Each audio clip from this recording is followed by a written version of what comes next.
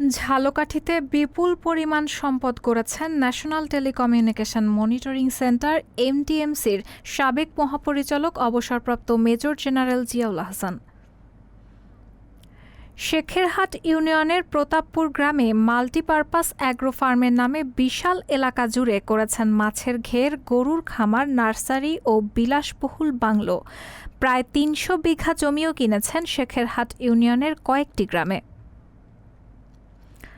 ঝালকাঠি সদর উপজেলার শেখেরহাট ইউনিয়নের প্রতাপপুর গ্রামের সন্তান তিনি, যার দাপট ও বিভিন্ন অপকর্মের কারণে এলাকাবাসীর কাছে র্যাব তপু নামে বেশ পরিচিত তিনি। সাবেক সরকারের আমলে কয়েকটি গুরুত্বপূর্ণ পদে থাকাকালীন তিনি নিজ এলাকায় বিপুল পরিমাণ সম্পদের মালিক হয়েছেন। এলাকাবাসীর অভিযোগ, নিজের প্রভাব বিস্তার করতে র্যাব দিয়ে নজরদারি করিয়ে মানুষকে ভীত সন্ত্রস্ত করতে থাকেন।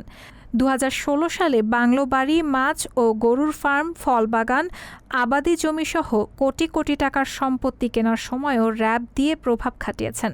অনেকে এখন পর্যন্ত জমির টাকা না পেলেও ভয়ে মুখ খোলার সাহস পাচ্ছেন না। স্থানীয়রা জানান, প্রতাপপুর গ্রামে তার তাসফিয়া মাল্টিপারপাস অ্যাগ্রো ফার্মে জমি রয়েছে ১৫ বিঘা। গত ৫ আগস্ট শেখ হাসিনার নেতৃত্বাধীন সরকারের পতনের পর এই ফার্মে তালা ঝুলিয়ে পালিয়ে গেছেন কেয়ারটেকার মফিজ। সেই থেকে ফার্মটি তালাবদ্ধ রয়েছে। এলাকাবাসী জানান, বরিশাল র্যাব ৮-এর এক কর্মকর্তা গাড়িতে এসে এই বিশাল সম্পদের দেখাশোনা করতেন। জিয়াউলের নির্দেশে এই সম্পত্তি আরও বাড়াতে পাশের জমির নামমাত্র মূল্যে কিনতেন ওই কর্মকর্তা। কেউ জমি দিতে অস্বীকৃতি জানালে করা হতো মারধর। এছাড়াও কুতুবকাঠি গ্রামেও রয়েছে জিয়াউলের বিপুল সম্পত্তি। রায়হানা মুন, সবার কথা।